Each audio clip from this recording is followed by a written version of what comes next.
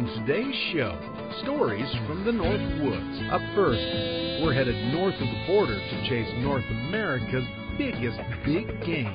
Then, we head south to chase ring-necked pheasants. Oh, we'll tag along in a favorite of our old deer camps. Your adrenaline gets pumping, and I like that. Northern Beer and your Minnesota Select GMC dealers present... There you go. Due North Outdoors. Here are your guides, Bill Shirk and Laura Sheriff. Welcome to the show. We're glad you tracked us down due north. Today we are headed north of the border in search of North America's biggest wild game. And here's your guide and my dad, Ron Sheriff. In Ontario's North Country, autumn rushes by as if chased by Old Man Winter. The days are growing shorter now, the air chilling down. But turning leaves is not the only North Country sign of change. This, too, is Moose Country, home to the largest member of the deer family. Bulls may weigh 1,000 pounds or more. And come autumn, in the world of moose, a living drama unfolds. I know an angel fell to earth. It's mating time. The way that angels sometimes do. Time for cows and bulls to get together. That's why you hear me say, oh, what a lucky day. So, too, it's also time for a moose hunter to get into the mating game. That tag's big enough to put on a moose, huh? The one we killed? We're going to need one twice that size. You got her. Meet Eddie Showalter, owner, chief pilot, and bottle washer for an Ontario institution, Showalter's Fly-In Service for anglers and hunters since 1987. Yeah, I went to college for 4 years, got a business degree, but really that wasn't my interest being inside at all. I've been an outside kid since I was 5 years old, so that's all I've ever done. No people, no phones, no computers, and being with the animals. That's what I enjoy. To Eddie, the moose is like a boyhood neighbor. The moose has a reputation of being a real dumb animal, but he's really not. Everybody thinks they can't see, and they can see plenty good, trust me. Over the years, I've seen lots of bulls get away from sight. The moose population right now is as good as it's ever been since I've been flying. Speaking of flying, our plane was ready. And we're on our way. It was time to take off. Destination, the magic of Moose Country. Strangely, it's a fast flight into a timeless land, a place called Action Lake. It's one of Eddie's hunting outposts during moose season.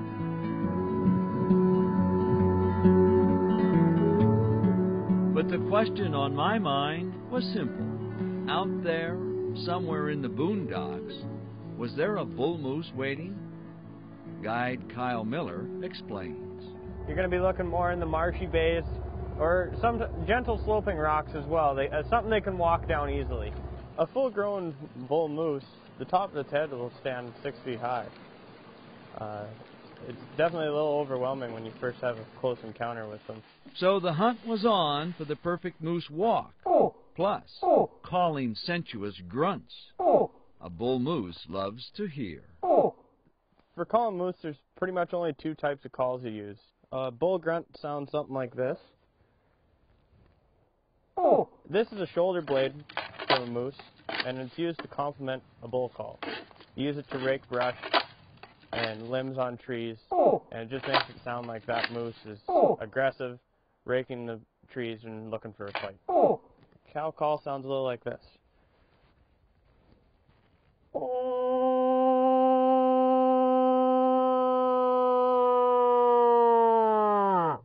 Know this, talking to moose is easier than walking to moose.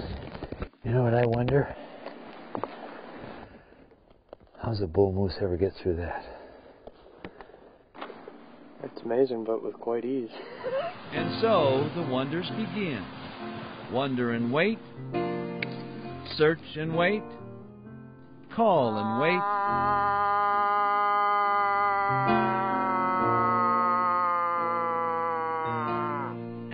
again.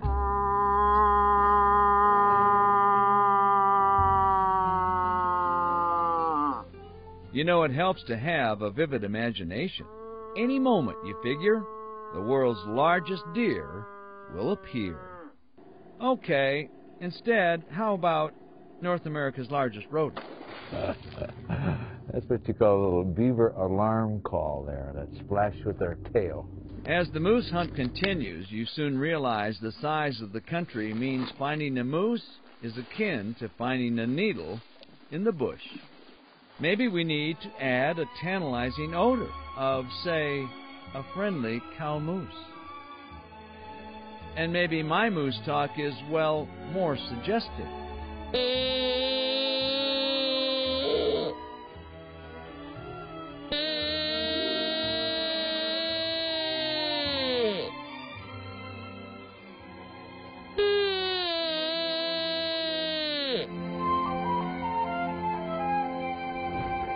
Clearly, after that bellowing, it was time to move on.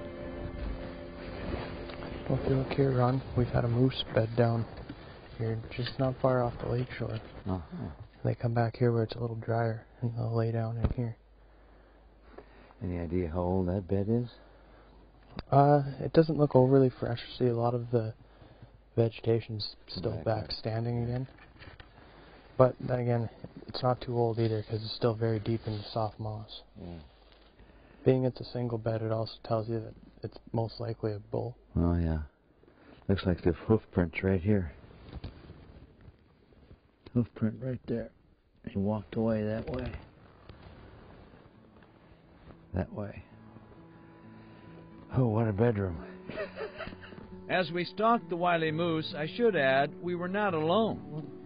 Biting black flies had found us.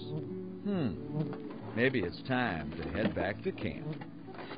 Tonight, only the man in the moon can find a moose. Tomorrow, we'll try again. Coming up,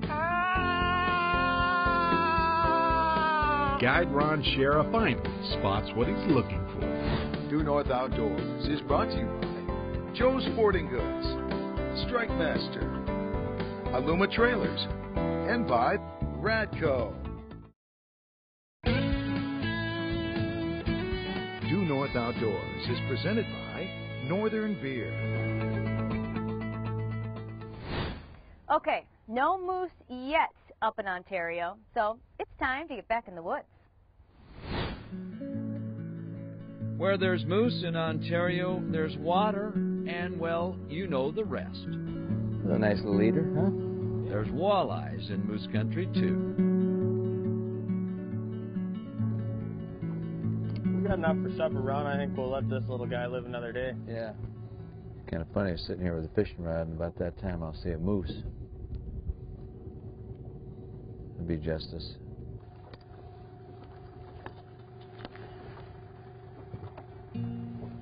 This lake, Action Lake, I mean, who ever heard of it? Loaded with walleyes. It just would boggle your mind if you knew how many walleyes were in all these lakes. It is just mind-boggling. A lot of fun, but mind-boggling. I really do enjoy it, Ron. Yeah, I do too.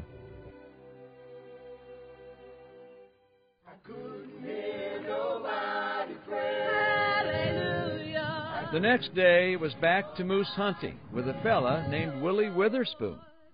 Willie talks to moose his own special way, sometimes adding a sound that bulls seek, a cow in the water urinating. Whatever works. And finally, after many moosey grunts and the groans of a moaning cow, a bull moose appears like a giant black ghost. It's a young bull, curious and interested in female company. Now it's a mind game. Can we convince the bull to swim our way? He's thinking about it. For a moose hunter, this is also decision time. Do I shoot or do I pass? I took aim with my rifle and decided to pass. This young bull, probably not quite 2 years old, would live to be bigger still. So our story ends. No moose, not this time, just a moose memory, and a good one at that, of an autumn moment with nature in this wild land we call Moose Country.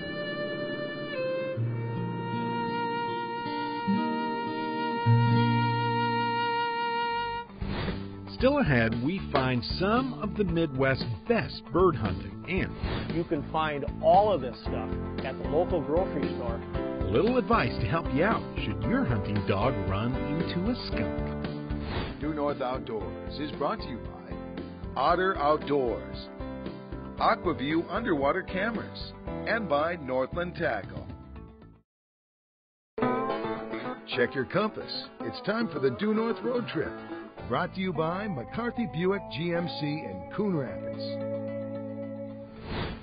With average wind gusts right about 17 miles an hour, Lake Benton, Minnesota sure seems like a good place for a wind farm. While the windmills produce plenty of electric power, the habitat around here produces plenty of pheasants. Why? Well, a lot of it has to do with Buffalo Ridge. See, the ridge sits at an elevation of nearly 2,000 feet. It isn't the best spot to farm, so locals put much of the ridge into the Conservation Reserve Program. The end result, plenty of habitat and plenty of birds. But if you come to hunt, just make sure you aren't afraid of the wind. Lake Benton, where the prairies wave in the wind. That's today's Due North Road Trip. Today's Due North Insider is presented by Rapid Marine. Hi, Tom Dokken from Oak Ridge Kennels in Northfield, Minnesota, here on behalf of Sport Dog Pratt. Hey, if you're a pheasant hunter and your dog gets sprayed by a skunk, I've got just the solution. Start off by a gallon of water, 16 ounces of hydrogen peroxide, use a half a cup of baking soda, and a little squirt of liquid dishwashing soap. Start off by rinsing your dog off really well.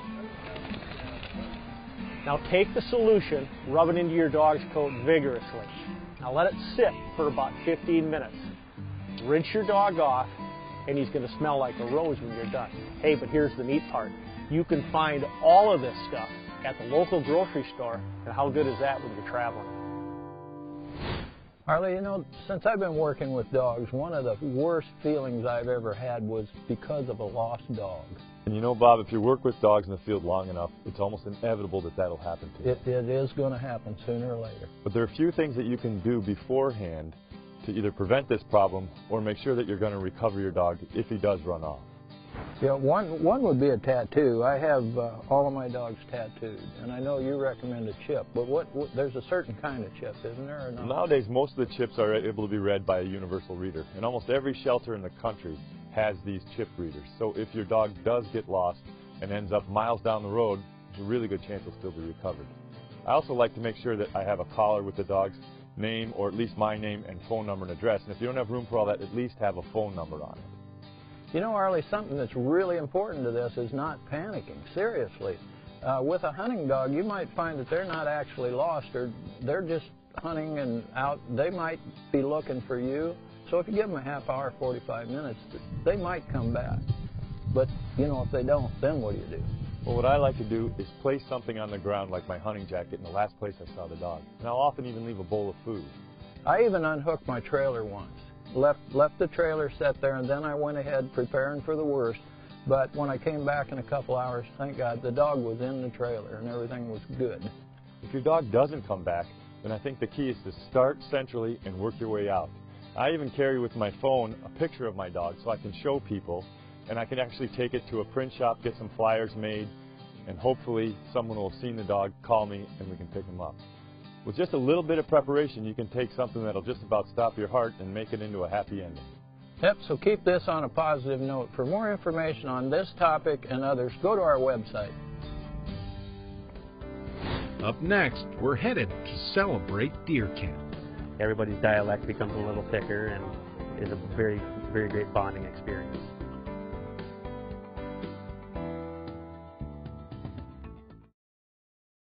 check your compass. It's time for the Due North Classic.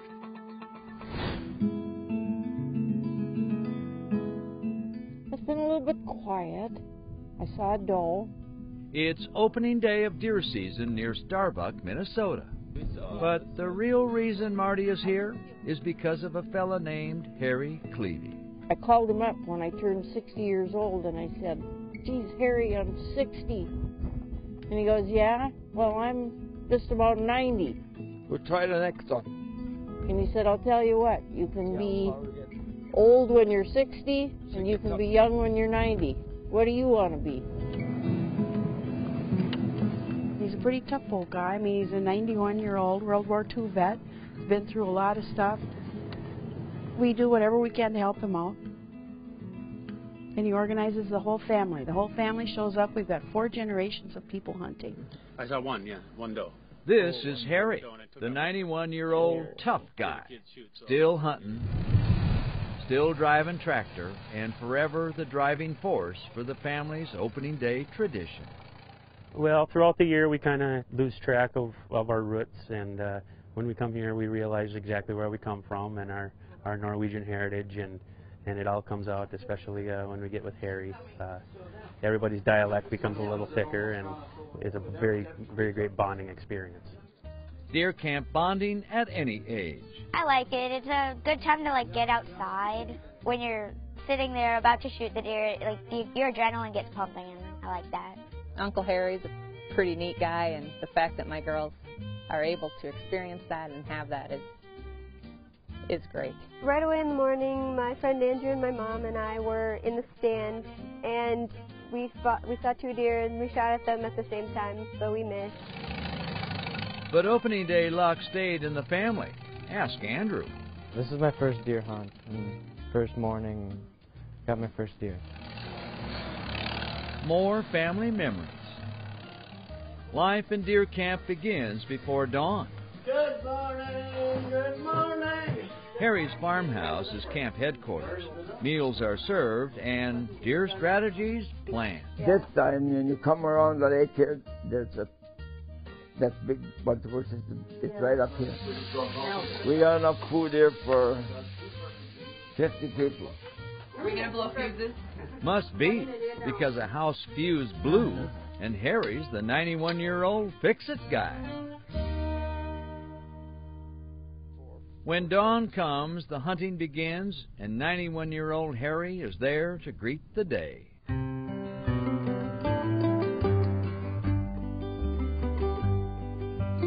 Ask any deer hunter. The years and the deer seasons go by, but opening days never get old. I'm exactly 91 and a half. 91 and a half. So I'm lucky. I'm the oldest in the family so far. Across the road over there? It's like a family reunion. To Harry, his roots in his hunting are what matters. Oh, I've hunted since 9 years old. We always liked hunting. All of us did from the time we were kids.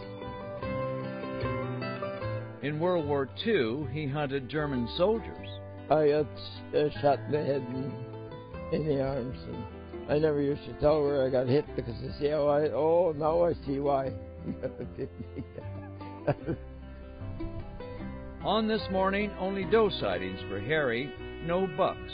Not that it mattered much. And I've shot over 70 deer with this gun here. Yeah, over the years. Old hunters tend to think that way. The hunt isn't about shooting a deer.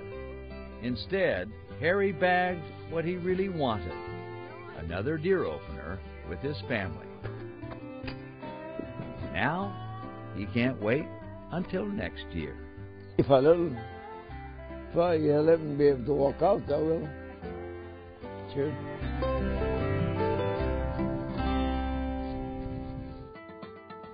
Okay, so do you ever get an invite to Dad's deer camp? You know what? I don't. It's boys only, but I don't know if I want to be there 3 or 4 days. I still like to shower. Well, that's it for today. Until next week, remember, take the time to introduce someone new to the great outdoors.